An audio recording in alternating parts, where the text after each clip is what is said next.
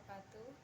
Kami dari kelompok 8, saya Ani Jundi Marnikoto dan teman saya Akhlakul Karimah segera menjelaskan isi dari makalah kami yang berjudul Al-Marfu fi Al-Qauli Hukman, Al-Marfu fi Al-Fi'li Hukman, Al-Marfu fi Takriri Hukman, yang artinya hadis yang dihukumi secara qauli pada hadis marfu, hadis yang dihukumi fi'li pada hadis marfu, hadis yang dihukumi takriri pada hadis marfu. Kaidah ini bisa dijumpai di buku pengantar studi kritik hadis karya Syekh Manna Al-Khoton. Langsung saja, pengertian marfu menurut bahasa artinya yang diangkat atau yang ditinggikan. Lawan kata dari makhfud. Menurut ahli nahwu, marfu adalah kalimat yang didepankan baris akhir atau didomahkan baris akhirnya, seperti fa'il atau subjek yang jatuh setelah fi'il atau kata kerja. Jadi, marfu adalah hadis yang terangkat sampai kepada Rasulullah SAW atau menunjukkan ketinggian kedudukan beliau sebagai seorang rasul.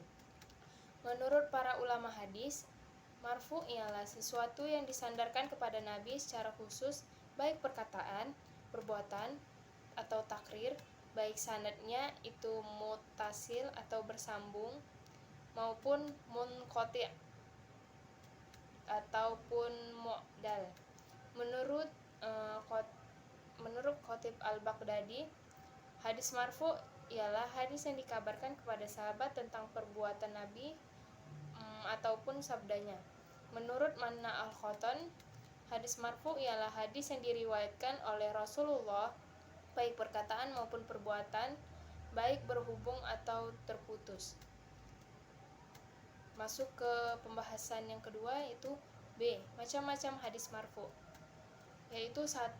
Hadis marfu qauli hakiki, 2. Hadis marfu fi'li hakiki, 3.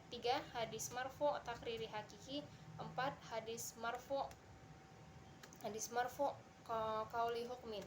Yang kita bahas ialah hadis marfu 4 hadis marfu qauli hukmin. Hadis marfu qauli hukmin yaitu hadis yang tidak secara tegas disandarkan kepada Nabi SAW tentang sabdanya, tetapi kerafaannya dapat diketahui karena adanya qarinah atau hubungan keterangan yang lain bahwa cerita itu berasal dari Nabi SAW.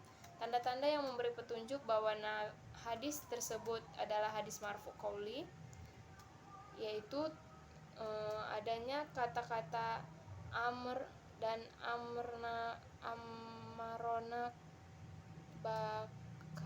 bakhad.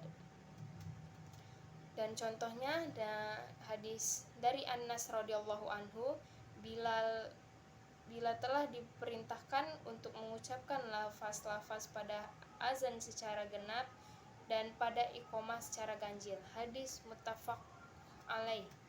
Dalam hadis di atas tidak disebutkan siapa yang memerintahkan Bilal. Meskipun demikian, dapat dipahami bahwa tidak ada orang lain yang memerintahkan Bilal untuk azan kecuali hanya Rasulullah SAW. Dengan karina ini, maka hadis tersebut secara hukmi atau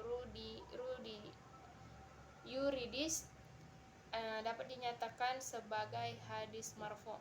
Terima kasih. Bismillahirrahmanirrahim. 5. Hadis marfu fi'li hukmi. Hadis marfu fi'li hukmi ialah perbuatan sahabat yang diperoleh dari hasil ijtihad dan mustahil melakukannya tanpa tuntunan dari Rasul. 6. Hadis marfu takriri hukmi ialah hadis yang berisi suatu berita yang berasal dari sahabat yang diikuti oleh kata-kata seperti sunnatu Abu Qasim atau minnas sunnah atau kata-kata semacamnya. Kesimpulan, marfu ialah berita yang disandarkan kepada Nabi SAW berupa perkataan, perbuatan, sifat, dan persetujuan sekalipun sanadnya tidak bersambung ataupun terputus, seperti hadis mursal, hadis mustasil, dan munqati.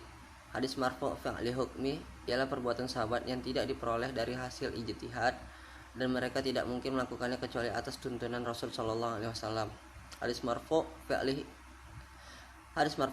hukmi ialah perbuatan sahabat yang tidak diperoleh dari hasil ijtihad dan mereka tidak mungkin melakukannya kecuali atas tuntunan Rasul Shallallahu Alaihi Wasallam. Hadis marfu takriri hukmi ialah hadis yang berisi satu berita yang berasal dari sahabat dengan diikuti kata-kata sunnatu Abi Qasim atau sunnah nabiyina atau minnas sunnah atau kata-kata yang semacamnya.